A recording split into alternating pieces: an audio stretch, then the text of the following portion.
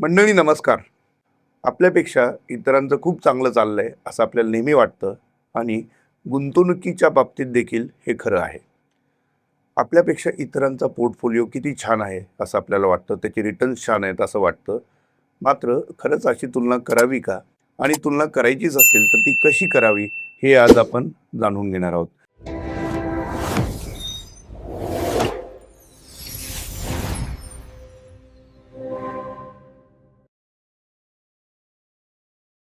Wealthful Gappa is for educational and awareness purposes only. Participants in this episode are Sandeep Bhushetti, a guest is SCBI registered professional mutual fund distributor ARN 13515, and the host is Mr. Santosh Deshpande, who is not registered as advisor or professional with SCBI. No buy or sell recommendations are made. Investing in the market involves risk. Please consult your own financial advisor before making any investment decisions. आणि त्यासाठी बोलतो करतो आहे आपले मार्गदर्शक संदीप भुशेट्टी सरांना. Sir नमस्कार. नमस्कार. एक प्रसिद्ध जाहिरात होती बघा. दोन गृहिणी एकमेकांकडे पाहत असतात आणि त्यांच्या मनात येतं की इसकी साडी मेरी साडी से सफेद कैसी. किंबहुना अशाच पद्धतीची एक भावना प्रत्येकाच्या मनात असते. दुसऱ्याची गुंतवणूक आपल्यापेक्षा चांगली अनेकांना वाटतं, त्याचा परतावा चांगला असं वाटतं. मात्र अशी तुलना करावी का? आणि केलीच तर त्याचे काय पॅरामीटर्स असायला हवे? सर अतिशय इंटरेस्टिंग टॉपिक आहे आजच्या पॉडकास्टचा. गुंतवणूक असेल किंवा इतर कुठलीही गोष्ट असेल तर आपल्याला शेजारच्याची किंवा आपल्या समोर असणाऱ्या व्यक्तीच्याच गोष्टी आवडतात. आपण काय केलं ते आपल्याला रुचत नाही, पचत नाही. माझं असं मत आहे की आपण केवळ ही जेव्हा अशा पद्धतीचं कंपॅरिझन करतो त्यावेळेस आपण प्रामुख्याने कंपॅरिझन करत असतो की मी 1,00,000 रुपये उदाहरणार्थ गुंतवलेत तर मला त्याचा परतावा किती मिळाला किंवा रिटर्न्स किती मिळाले. माझ्या पोर्टफोलिओमध्ये समजा असं धरून चालू की 8% व्याज मला मिळतं आहे आणि शेजारच्याच्या पोर्टफोलिओमध्ये ते 10% मिळतं आहे. साहजिक आहे की माझ्याकडे विचार असा येतो की माझं काहीतरी चुकलं, प्रोडक्ट सिलेक्शन करताना चुकलं, कारण बाजूवाल्याला 10% व्याज मिळतं आहे, मला 8% व्याज मिळतं आहे, म्हणजे माझ्या काहीतरी पोर्टफोलिओमध्ये गडबड आहे. आपल्याला फक्त रिटर्न हा पॅरामीटर बहुतांशी वेळा, किंबहुना मी असं म्हणेन 99% वेळा हा फक्त रिटर्न पॅरामीटरवरती कंपॅरिझन पोर्टफोलिओचं केलं जातं. हे मुळात चुकीचं आहे. कारण याच्यासोबत आणखीन 2 ते 3 गोष्टी आहेत, त्याही नक्की विचारात घेतल्या गेल्या पाहिजे. एक म्हणजे कुठल्याही गुंतवणुकीचा पर्याय आपल्याला जेव्हा परतावा करून देतो, आणून देतो, त्यावेळेस त्याच्यासोबत येणारा रिस्क हा जो फॅक्टर आहे किंवा त्याला जोखीम असा मराठीत शब्द आहे, तो किती मोठा जोखीम घेत आहे याची तपासणी करणं गरजेचं आहे. कारण जोखीम जर आपण घेतली त्याच्यापेक्षा जास्त तो घेत असेल तर साहजिक आहे त्याला कदाचित त्याच्यामुळेच त्याला व्याज जास्त मिळत असेल किंवा परतावा जास्त मिळत असेल. आपण मात्र कमी जोखीम घेतली आहे तर त्याचा निश्चितच परिणाम आपल्या परताव्यावरती होतो. कारण आपण आपली जोखीम घेण्याची क्षमता किती आहे त्यानुसार आपण आपली जोखीम घेतलेली आहे आणि मग त्यानुसारच आपल्याला मिळणारा परतावा आपण तपासला पाहिजे. हा पहिला मुद्दा. दुसरा मुद्दा असा आहे सर की तुम्ही ह्या सगळ्या गोष्टीसाठी आपण किती वेळ दिलेला आहे गुंतवणुकीमध्ये आणि बाजूवाल्याने किती वेळ दिलेला आहे याची पण तपासणी यासोबत केली पाहिजे. जर बाजूवाला व्यक्ती ज्याच्याकडे बघून आपण असं समजतोय की माझा पोर्टफोलिओ कमी परतावा देतोय, तो व्यक्ती त्या प्रोडक्टमध्ये कदाचित दीर्घकालीन गुंतवणूक करून बसलाय आणि त्याला त्याच्या दीर्घकालीन गुंतवणुकीचे फायदे परताव्यामध्ये मिळत आहेत आणि मी मात्र अगदी काल परवा ह्या गुंतवणुकीच्या पर्यायामध्ये आलेलो आहे. साहजिक आहे की मला गुंतवणुकीचे दीर्घकालीन परतावे आत्ता दिसणारच नाहीत आणि मग माझं कंपॅरिझन माझ्या परताव्याच्या आणि त्याच्या परताव्याच्या एकूण आकडेवारीशी मी जेव्हा करतो तर मला असं वाटतं की ते परतावा कंपॅरिझन करणं अत्यंत चुकीचं ठरेल. चौथा मुद्दा, माझी उद्दिष्ट काय आहेत आणि बाजूवाल्याची उद्दिष्ट काय आहेत हे पण कुठेतरी तपासलं गेलं पाहिजे. माझी उद्दिष्ट ही आपत्कालीन किंवा छोट्या काळासाठी आहेत, त्याची उद्दिष्ट दीर्घकालीन आहेत. त्यांनी त्याच्या गुंतवणुकीचा पर्याय पुढच्या 25 वर्षासाठी विचार करून घेतलेला आहे. मी घेतलेला पर्याय हा पुढच्या 6 महिन्यासाठीचाच आहे. मग माझ्या परताव्यामध्ये आणि त्याच्या परताव्यामध्ये खूप मोठा फरक अंतर असू शकतं. या सगळ्या गोष्टी कंपॅरिझन करण्याच्या अगोदर आपण प्रत्येकाने तपासण्याची गरज आहे. आणि सर एक खूप छान इंटरेस्टिंग गोष्ट आहे. आपण नेहमी म्हणतो की आपला पोर्टफोलिओ आपण आपल्यासाठी तयार करतो आणि आम्ही यासाठी एक टर्मिनॉलॉजी यूज करतो, पर्सनल पोर्टफोलिओ किंवा personal financial planning. Personal financial प्लॅनिंगमध्ये 2 शब्द आहेत सर, पर्सनल आणि फायनान्शियल प्लॅनिंग.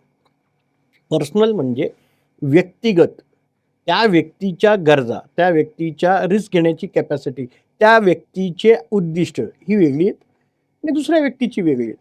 त्यामुळे प्रत्येकाने आपापल्या उद्दिष्टांप्रमाणे आपण पर्याय निवडत असतो आणि त्यातनं परतावा घेत असतो.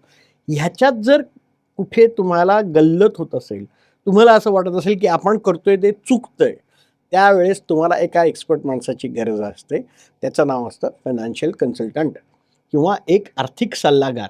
तुम्हाला ह्या ठिकाणी मदत करू शकतो आणि तुमचं कन्फ्युजन किंवा तुमचं जे मनात आलेलं किंबहुना प्रश्नचिन्ह आहे, त्याचं उत्तर तो व्यक्ती देऊ शकतो. बरोबर आहे. खूप छान तुम्ही सांगितलं आणि उलगडून दाखवलं. पण माझा जो प्रश्न होता तो खरं तर त्याचा पूर्वार्ध होता. उत्तरार्ध असा आहे की जेव्हा मी तुलना करतो त्यानंतर मी काय करतो, मला दुःख होतं, अरे आपला परतावा कमी आहे. त्यानंतर मग मी त्याचा पोर्टफोलिओ कॉपी करायचा प्रयत्न करतो अनेकदा. बरोबर. तर मग गणित तिथं फसतं. ते Correct. कसं? सर मगाशी मी जसं म्हटलं की हा परतावा कंपॅरिझन जेव्हा होतं, मुळामध्ये परताव्याकडे बघण्याचा दृष्टिकोन आपला चुकतोय. परतावा 2 पद्धतीने पाहता येतो. एक म्हणजे मी गुंतवलेल्या रकमेवरती मिळालेले ॲक्च्युअल रिटर्न किती, त्याला आम्ही ॲब्सोल्यूट रिटर्न असा शब्द वापरतो. म्हणजे मी एक उदाहरण देतो की लाखभर रुपयाची मी गुंतवणूक केली आहे आणि माझ्या आजच्या घटकेला मी जर ती गुंतवणुकीतनं बाहेर पडणार असेल, तर माझ्या 1 लाखाच्या गुंतवणुकीवर मला 1,10,000 रुपये परत मिळत आहेत.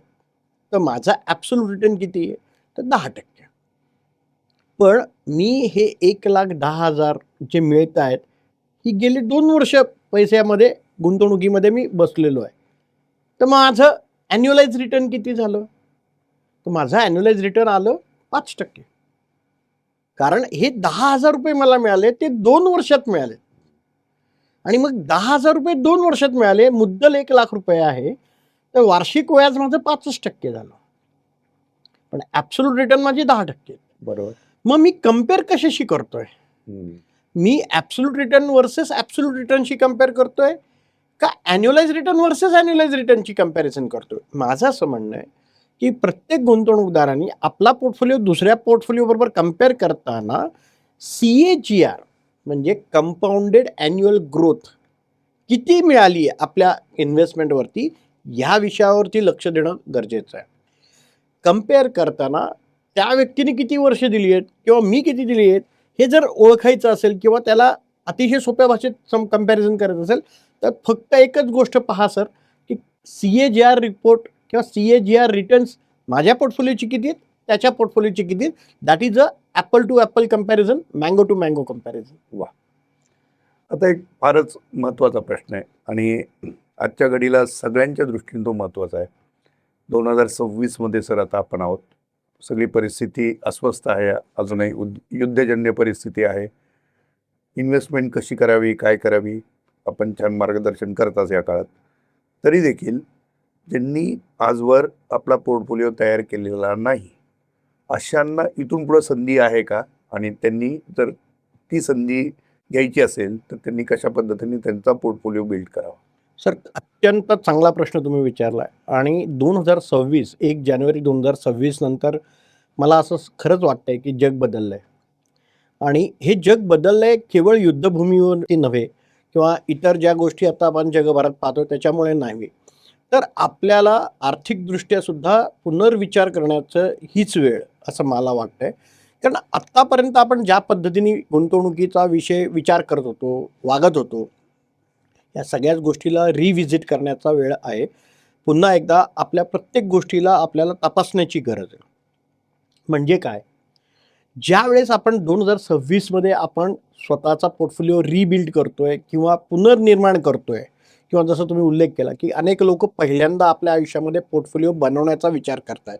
माझं असं प्रत्येकाला आवर्जून सांगणं आहे सर, की तुम्ही स्वतःचं रिस्क प्रोफाइलिंग करून घ्या. रिस्क प्रोफाइलिंग ह्या शब्दाचा अर्थ काय, की माझं मासिक उत्पन्न किती, त्या उत्पन्नात माझं असणारा खर्च किती आणि जे काही शिल्लक राहतंय त्याच्यामध्ये मी गुंतवणूक करण्याचा पर्याय विचार करतोय. त्यामध्ये माझी जोखीम घेण्याची किती क्षमता आहे आणि माझ्याकडे गुंतवणुकीसाठी किती कालावधी शिल्लक आहे. अनेक वेळा आपण अगोदरच्या एपिसोडमध्ये पण ह्या विषयावर बोललोय की you have to create a basket for your investment. म्हणजे काय, तुम्ही 3 टप्प्यात बास्केट तयार करा स्वतःची. एक, छोट्या काळासाठी लागणाऱ्या तुमच्या पैशांच्या गरजा, त्याला आम्ही शॉर्ट टर्म इन्व्हेस्टमेंट्स असं म्हणतो. शॉर्ट टर्म काळामध्ये म्हणजे 1 ते 3 वर्षाच्या कालावधीच्या आत आपल्याला ज्या ज्या गरजा आहेत पैशाच्या त्यासाठी केलेलं गुंतवणुकीचं नियोजन comes under the short term bucket. एक मध्यम काळासाठी काही आपल्या गरजा आहेत. उदाहरणार्थ 5 ते 10 वर्षापर्यंत आपल्याला काही आपल्या व्यक्तिगत गरजा आहेत, फॅमिलीच्या गरजा आहेत. ह्या गरजांसाठी पण पैसे लागणार आहेत. त्या पैशाचं नियोजन कसं करायचं, त्यासाठी योग्य पर्याय कुठले निवडायचे, हे सगळं नियोजन comes under the medium term basket. आणि जे 10 वर्षापेक्षा जास्त कालावधीसाठी आपल्याला आपल्या गरजा आपल्याला आयडेंटिफाय करायच्या आहेत. एक लक्षात घ्या सर, ह्या सगळ्या जेव्हा बास्केटिंग आपण करतो या आपल्या गरजांचं, त्यावेळेस ह्या प्रत्येक टाईमलाईनमध्ये आपल्याला आपलं रिस्क प्रोफाइलिंग बसवायचं आहे. मी किती मोठी रिस्क घेऊन केवळ रिटर्न कमवण्याचा उद्देश ठेवणं, कारण मी पुन्हा तेच आहे की बाजूवाल्याची साडी माझ्यापेक्षा जास्त चांगली दिसते, पण ती चांगली दिसण्यासाठी त्यांनी काय प्रयत्न केले, त्यांनी त्याचं बास्केटिंग कसं केलेलं आहे आणि त्यासाठी तो किती काळ बसलेला आहे त्या रिटर्नमध्ये, याचं एक उदाहरण देतो. एक व्यक्तीचा पोर्टफोलिओ आहे. त्या व्यक्तीच्या पोर्टफोलिओमध्ये 140% वार्षिक व्याज येते सर. मुद्दल ₹100 आणि त्याच्यावर ₹140 वर्षाला व्याज येते. खूप छान वाटतं ऐकायला. ₹100 गुंतवणुकीवर 140%चा परतावा. हे मला का नाही मिळत बरं दरवेळेस? माझ्या पोर्टफोलिओमध्ये कुठल्याच प्रोडक्टमध्ये 140% व्याज का नाही येते? पण आपण हे विसरतोय. हा जो बाजूवाला आहे ना शेजारचा, त्याला 140% मिळतंय व्याज त्याच्या पोर्टफोलिओमध्ये, त्याच्या एका प्रोडक्टमध्ये. माझ्या प्रोडक्टमध्ये 140 सोडा 14% पण व्याज येत नाही आहे. मग मला असं वाटतं की माझं काहीतरी चुकतंय. पण आपल्याला हे पाहायला पाहिजे की तो बाजूवाला व्यक्ती जो आहे, ज्यांनी 140% तो दर वर्षाला एन्जॉय करतोय, तो गेले 32 वर्ष त्या प्रोडक्टमध्ये गुंतवणूक करून बसला आहे. 32 वर्षाचा काळ त्यांनी कुठलंही लक्ष विचलित न करता त्या गुंतवणुकीला धरून ठेवलंय आणि त्याच्यामुळे त्याला मिळालेला चक्रवाढ व्याजाचा फायदा, कंपाऊंडिंग इंटरेस्ट, हे त्या प्रोडक्टमधनं त्याला मिळते. वार्षिक 140% व्याज जे आहे ना सर, त्याच्यातला मेजर पोर्शन म्हणजे जवळपास 95% भाग परताव्यातला हा त्याचा चक्रवाढ व्याज आहे आणि 5% त्याचा वार्षिक व्याज आहे. आता मी जर एक सामान्य माणूस म्हणून जेव्हा कंपॅरिझन करतो माझ्या पोर्टफोलिओचं त्याच्या पोर्टफोलिओमध्ये, माझ्या ह्याच्यात कंपाऊंडिंग पार्टच मिसिंग आहे. मी गुंतवणूक करून मला 6 महिने पण नाही झाले आणि मी कम्पेअर करायला लागलो की माझा पोर्टफोलिओ त्याच्या पोर्टफोलिओपेक्षा कमी का दिसतोय आणि त्याचा पोर्टफोलिओ शाईन का होतोय. कारण बाबा रे, तो 32 वर्ष त्या पोर्टफोलिओमध्ये बसलाय, मला येऊन 32 दिवस पण नाही झाले आणि मी कम्पेअर करतो. सो हा खूप महत्त्वाचा मुद्दा. दुसरा सगळ्यात महत्त्वाचा मुद्दा, 2026 मध्ये जेव्हा आपण हा सगळा विचार करतोय, मी मगाशी म्हटलं तसं आपला पहिल्यांदा रिस्क प्रोफाइलिंग करून घ्या. रिस्क प्रोफाइलिंग कशी करायची याच्यासाठी एक्सपर्ट माणसाची मदत घ्या. आज आपण डिजिटल वर्ल्डमध्ये काम करतो सर, तुम्ही आणि आम्ही. आपल्या हातामध्ये एक खूप छान यंत्र आहे, त्याचं नाव आहे मोबाईल. त्याच्यासोबत आपल्याकडे अनेक यंत्र आपण वापरतो, लॅपटॉप, डेस्कटॉप. तुम्हाला जे शक्य आहे त्या यंत्रामधनं तुम्ही एक माहिती घ्या की माझी आत्तापर्यंत वागणूक कशी आहे. वागणूक इन द सेन्स आर्थिकदृष्ट्या. मी महिन्याला ₹1,00,000 कमवतोय. माझे ₹1,00,000चा ब्रेकअप काय 30 दिवसानंतर, 1 तारीख ते 30 तारीख, मी कशा पद्धतीने माझ्या ₹1,00,000चा वापर करतोय, हे तुम्ही तुमच्या गुगलला द्या की हे माझं ₹1,00,000चं 30 दिवसातलं माझं बिहेवियरल आहे, माझं वागणूक आहे की मी त्या ₹1,00,000ला कसं ट्रीटमेंट देतो.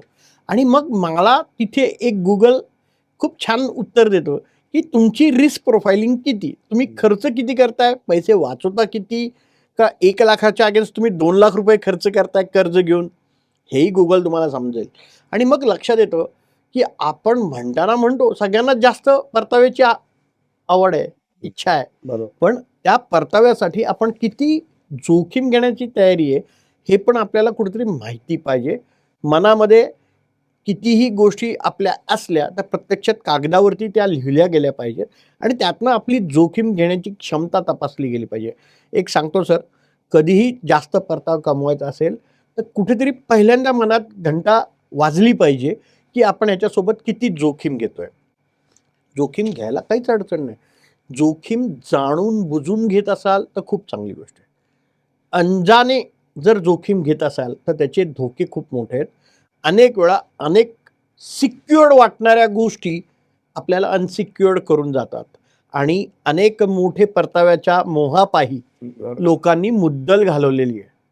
त्यामुळे तो प्रसंग आपल्यावरती येऊ नये हे जर आपल्याला हवं असेल, कधीही लक्षात घ्या सर, आपली मुद्दल सगळ्यात महत्त्वाची. मुद्दल टिकवणं ही पहिली प्रायोरिटी असली पाहिजे. व्याज कमवणं, परतावा कमवणं हा हा एक म्हणजे महत्त्वाचा भाग आहे, पण त्याच्यासोबत येणारी जोखीम तोही तितकाच महत्त्वाचा. नाही, आता हे मोठे मोठे फॅक्टर्स फार महत्त्वाचे आहेत, फंडामेंटल फॅक्टर्स बरोबर. आहेत पोर्टफोलिओ तयार करताना किंवा रिबिल्ड करताना. मात्र 2026 जिथं आता आपण बघतोय, तिथून पुढं ज्यांना आपला पोर्टफोलिओ बिल्ड करायचा आहे, बरोबर. त्यांनी साधारण वेटेज कुठल्या गोष्टीला कसं द्यावं? पहिल्यांदा स्वतःला आपण तपासायचं 3 पद्धतीने. मी जोखीम घेण्यास अत्यंत तज्ज्ञ आहे. मला असं वाटतं की मला 5-10 वर्ष, 15 वर्ष किती काही झालं तरी मला पैसे कमवायचे आहेत आणि त्यासाठी लागणारी जोखीम घेण्याची माझी क्षमता आहे. त्याला आम्ही ॲग्रेसिव्ह इन्व्हेस्टर या कॅटेगरीमध्ये त्याला टाकतो. म्हणजे ज्याची जोखीम घेण्याची क्षमता चांगली आहे. त्या व्यक्तीने जास्त परताव्याला विचार करण्यास हरकत नाही. त्यानंतर दुसरी कॅटेगरी येते मॉडरेट इन्व्हेस्टर. मॉडरेट म्हणजे माझी साधारण जोखीम घेण्याची तयारी. खूप जास्त मी धोका घेण्यास इच्छुक नाही. पण माझ्या अपेक्षा काय आहेत, की जो ट्रॅडिशनल परतावा येतो त्याच्यापेक्षा थोडासा जास्त मला मिळावा. जास्त नाही, 2-3% जास्त मिळालं तरी चालेल. त्या कॅटेगरीला आम्ही मॉडरेट इन्व्हेस्टर असं म्हणतो, की त्याला नेहमीपेक्षा थोडासा जास्त किंचित जोखीम घेण्याची तयारी आहे. त्याप्रमाणे त्यांनी त्याचा पोर्टफोलिओ डेव्हलप करावा. तिसरा असतो कॅटेगरी, त्याचं नाव आहे कन्झर्वेटिव्ह इन्व्हेस्टर. म्हणजे मला कुठल्याच प्रकारची जोखीम घ्यायची नाही आहे आणि मला साधारणपणे माझी मुद्दल आणि थोडंफार व्याज दिलं तर आय एम हॅपी. असं 3 कॅटेगरीमध्ये आपण कुठे आहोत हे पहिल्यांदा ठरवा. परत येतो की पहिला कॅटेगरीमध्ये तुम्ही बसता ॲग्रेसिव्ह इन्व्हेस्टर. 2026 साली आपल्याला ॲग्रेसिव्ह इन्व्हेस्टर होऊन जर पोर्टफोलिओ डेव्हलप करायचा असेल, डिझाईन करायचा असेल, तर साधारणपणे एक ढोबळ ब्रेकअप देतो. इक्विटी आणि इक्विटी रिलेटेड प्रोडक्टमध्ये एक साधारणपणे 50 ते 60% एक्सपोजर तुमचं असावं. डेट म्हणजे बॉन्ड मार्केटमध्ये साधारणपणे 25 ते 30% एक्सपोजर असावं.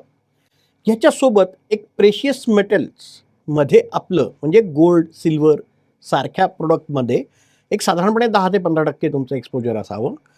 आणि जर जमत असेल की आणखीन थोडासा ॲडिशनल अल्फा आपल्याला जनरेट करायचा आहे, थोडीशी रिस्क घेण्याची तयारी आहे, तर रिअल इस्टेट म्हणजे त्याला आम्ही रिट्स असं म्हणतो, त्याच्यामध्ये तुम्ही साधारणपणे 5 ते 10% असावेत. हे मी ॲग्रेसिव्ह इन्व्हेस्टरचा पोर्टफोलिओचा एक साधारणपणे ढोबळ एक मॅप दिला. ह्याच्यात पुन्हा असा प्रश्न येतो, सर ते थोडं आणखीन ब्रेकअप करून सांगा. तर तेही सांगतो की जे 55-60% इक्विटी मी म्हटलं आहे त्याच्यामधला मेजर पोर्शन म्हणजे साधारणपणे 35 ते 40% हे लार्ज कॅप कॅटेगरीमध्ये असणाऱ्या प्रोडक्टमध्ये इन्व्हेस्टमेंट असायला हवी. साधारणपणे 10 ते 15% मिड कॅप कॅटेगरीमध्ये असणाऱ्या इन्व्हेस्टमेंट्समध्ये असायला हवं आणि साधारणपणे 5% हे स्मॉल कॅपमध्ये इन्व्हेस्टमेंट असायला हवी. बॉन्डमध्ये सुद्धा ब्रेकअप असा येतो की जे 25 ते 30% बॉन्डमध्ये ठेवायला सांगितले त्यातले 50% भाग, त्या 25 ते 30%तला 50% भाग हा तुमचा शॉर्ट टर्म बॉन्डमध्ये असायला हवा आणि वरचा जो 25% भाग आहे तो डायनॅमिक बॉन्डमध्ये तुमचा असायला हवा, जेणेकरून तुम्हाला 2 पद्धतीने बॉन्डमध्ये रिटर्न येतात. एक मिळणारा कुपन म्हणजे व्याज आणि दुसरं hold till maturity. Hold till मॅच्युरिटीमध्ये तुम्हाला ॲडिशनल होल्डिंग करताय म्हणून तुम्हाला ॲडिशनल काही प्रमाणामध्ये व्याज मिळतं, कारण त्या पिरियडमध्ये तुम्हाला इंटरेस्ट रेट सायकलचा बेनिफिट होतो. तर अशा पद्धतीने मी तो ब्रेकअप करणं गरजेचं आहे. कमॉडिटीमध्ये सुद्धा तुम्ही 10 ते 15% जो एक्सपोजर सांगितलेला आहे त्याच्यामध्ये तुम्ही गोल्ड किती घ्यायला पाहिजे किंवा सिल्वरसारखा प्रोडक्ट किती घ्यायला पाहिजे किंवा अदर कमॉडिटीजमध्ये सुद्धा आजकाल प्रोडक्ट उपलब्ध झालेले आहेत, त्याच्यामध्ये तुमचं एक्सपोजर किती असायला हवं. मगाशी मी जे इक्विटीचं 50-60% हो. सांगितलं त्याच्यामध्ये आणखीन एक विषय आपल्याला ॲड करता येतो. जर तुमची खूप चांगली जोखीम घेण्याची तयारी, कारण आपण ॲग्रेसिव्ह इन्व्हेस्टरच्या पोर्टफोलिओबद्दल बोलतोय, तर तुम्ही 5 ते 10% त्यातला भाग हा इंटरनॅशनल इक्विटीमध्ये सुद्धा इन्व्हेस्ट करू शकता. ओके. कारण तिथेही तुम्हाला अनेक गुंतवणुकीच्या चांगल्या संधी मिळतात.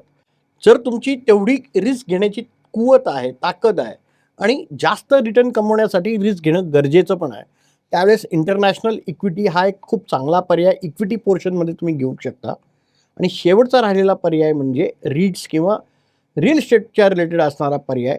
त्या ठिकाणी जर तुम्ही ऑलरेडी फिजिकल रिअल इस्टेटमध्ये असाल तर ते नाही केलं तरी चालणार आहे, पण तुमच्याकडे फारसा आता रिअल इस्टेटमध्ये एक्सपोजर नाही आहे, तर रीट्स या माध्यमातून म्हणजे it's a digital real estate, त्या माध्यमातून तुम्ही 5 ते 10% ह्याच्यामध्ये गुंतवणूक करू शकता. सर याच्यावर आपण एक सेपरेट एपिसोड पण केलेला आहे की रीट्सचा काय फायदा, डिजिटल रिअल इस्टेट घेण्याचे काय बरं. फायदे हे त्या एपिसोडमध्ये आपण सांगितलं आहे. प्रेक्षकांना मी आवर्जून सांगेन की तुम्ही आमच्या पॉडकास्टच्या लिस्टमध्ये तो एपिसोड नक्की ऐका, की ज्या ठिकाणी डिजिटल रिअल इस्टेटचे काय फायदे त्याच्यावरती आम्ही मांडलेले आहे. बरोबर. तुम्ही खूप छान हे उलगडून दाखवलं, विशेषतः ॲग्रेसिव्ह गुंतवणूकदारांसाठी आता आपण बोलतोय 2026 मध्ये. करेक्ट. पण हे जे पर्सेंटेज तुम्ही आता साधारण सांगितलं, एक ठोकताळा त्याचा ठोकता. अंदाज दिलेला आहे. पिरियड किती गृहीत धरला पाहिजे यासाठी? करेक्ट. ॲग्रेसिव्ह इन्व्हेस्टर जरी असला आणि ह्या सगळ्या कॅटेगरीमध्ये त्यांनी त्याचा ब्रेकअप केलेला असेल, तर मगाशी मी जसं सांगितलं basketing, short term, medium term, long term. Short टर्मचं डेफिनेशन 0 to 3 वर्ष हे शॉर्ट टर्मचं डेफिनेशन आहे. मीडियम टर्मचं definition 3 to 7 years, 5 to 7 years तुम्ही साधारणपणे मीडियम टर्म धरा आणि साधारणपणे 8 ते 10 वर्षापासून पुढचा जो काळ आहे तो लाँग टर्म इन्व्हेस्टिंगच्या बास्केटमध्ये येतो.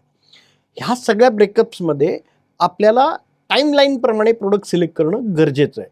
मग गोल्ड असेल, सिल्वर असेल, बॉन्ड्स असतील किंवा रिअल इस्टेट असेल किंवा इक्विटी मार्केट असेल, त्याप्रमाणे वेगवेगळ्या टाईमलाईनचे प्रोडक्ट्स आज आपल्याकडे उपलब्ध आहेत भारतामध्ये. त्यासाठी तुम्ही योग्य आर्थिक सल्लागाराची मदत घ्या आणि त्या प्रोडक्टला त्या पर्सेंटेजमध्ये ब्रेकअप करणं गरजेचं आहे. ढोबळ पर्सेंटेज मगाशी मी पोर्टफोलिओचं सांगितलं ते तुम्ही फॉलो करा, जेणेकरून 2026चा अनिश्चित काळ आणि इथून पुढच्या 5 वर्षात, इथून पुढच्या 10 वर्षात, इथून पुढच्या 20 वर्षात भारतात काय संधी आहेत आणि त्या संधीचा फायदा आपल्या पोर्टफोलिओमध्ये कसा घेता येईल, त्यासाठी हे योग्य बायफर्फिकेशन होणं गरजेचं आहे. ह्याच्यासोबत सर पुन्हा सांगतोय आपल्या प्रेक्षकांना की रिस्क विसरू नका.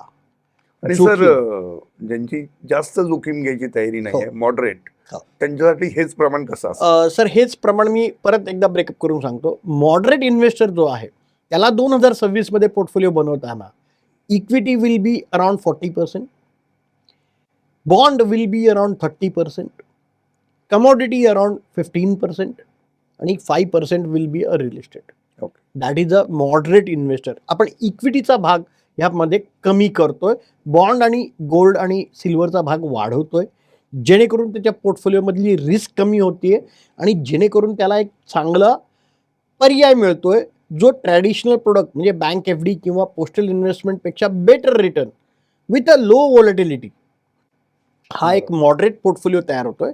आणि तिसरा जी कॅटेगरी ज्याच्यावर तुम्ही कदाचित मला विचाराल पण मी ती अगोदरच सांगतोय ते म्हणजे कन्झर्वेटिव्ह इन्व्हेस्टर, ज्याची जोखीम घेण्याची तयारी नाही. त्याच्यासाठी साधारणपणे 30% इक्विटी, साधारणपणे 40% बॉन्ड आणि 20% गोल्ड आणि 5 ते 10% रिअल इस्टेट असं साधारणपणे कन्झर्वेटिव्ह इन्व्हेस्टरचा असतो. याचं कारण आहे की इक्विटीचा पोर्शन जो हाय वोलाटाईल राहतो, इक्विटी रिटर्न जनरेट करताना रिस्कही तेवढीच वाढते, त्यामुळे तो पोर्शन आपण खाली आणलेला आहे. कारण आता सर तुम्ही हा प्रश्न कदाचित विचाराल किंवा प्रेक्षकांच्या मनात येईल की कन्झर्वेटिव्ह इन्व्हेस्टरला तुम्ही 30% तरी का इक्विटी देताय. कारण सर आता ज्या पद्धतीचं जग आता आहे 2026 मध्ये, या सगळ्या ज्या घटना घडत आहेत, युद्धजन्य परिस्थिती आणि इतर ज्या अनिश्चित वातावरण आहे, ह्यामुळे एक खूप मोठा विषय प्रत्येकाने मनात घेतला पाहिजे. इथून पुढच्या काळात आपल्याला महागाई ह्या विषयाकडे आपल्याला दुर्लक्ष करून चालणार नाही. कारण इथून पुढचा काळ महागाई प्रचंड वाढण्याची शक्यता आहे. त्याला अनेक कारणं आहेत. जसं आपण आता ज्या बातम्यांमध्ये पाहतोय की ऑइल मिळत नाही आहे, गॅस मिळत नाही आहे. कदाचित इथून पुढच्या काळात अनेक बातम्या येतील की तुम्हाला अन्नधान्य मिळत नाही आहे किंवा पाणी मिळत नाही. सांगण्याचा मुद्दा काय, अनेक ठिकाणी सप्लाय चेन मॅनेजमेंटचा इश्यू आहे. बरोबर. त्यामुळे प्रत्येक वस्तू इझिली अवेलेबल राहील असं नाही आहे. कदाचित राहतील, पण त्याच्या किमती वाढलेल्या असतील. आज एखादी वस्तू 100 रुपयाला मिळते, ती कदाचित उद्या 150 रुपयाला अवेलेबल असेल. याला आपण वाढलेल्या गोष्टी किमतीला आपण महागाई असं म्हणतो.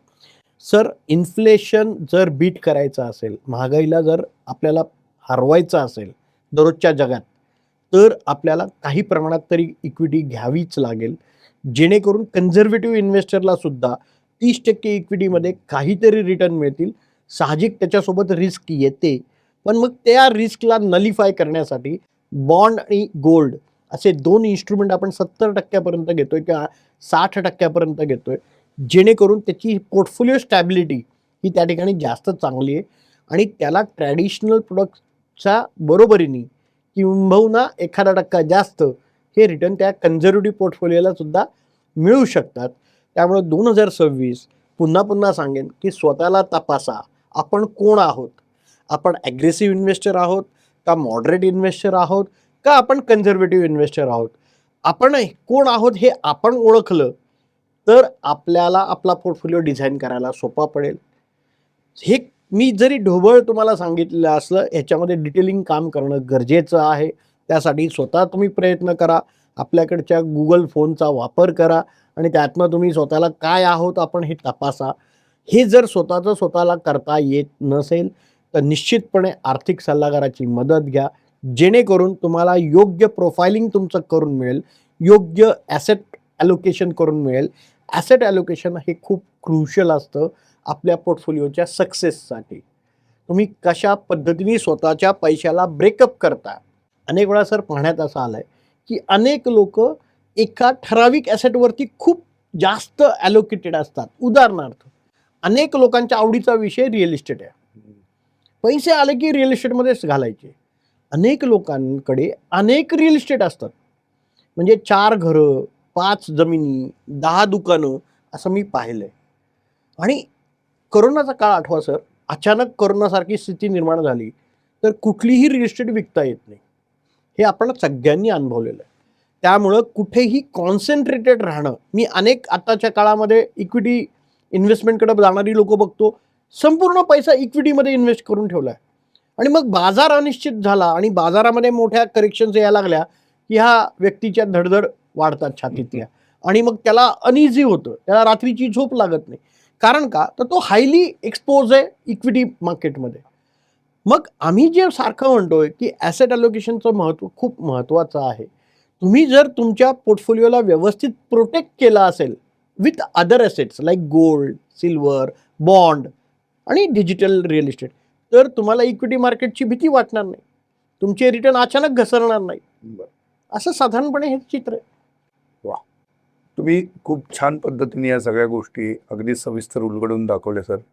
आणि जसं एखादा डॉक्टर तुम्हाला तुमचं आरोग्य चांगलं राहण्यासाठी तळमळीने सांगतो, त्याच पद्धतीने आर्थिक आरोग्य चांगलं राहण्यासाठी, बरोबर, जपण्यासाठी किंबहुना आणखी फिट होण्यासाठी करेक्ट. तुम्ही आज छान या टिप्स दिल्या.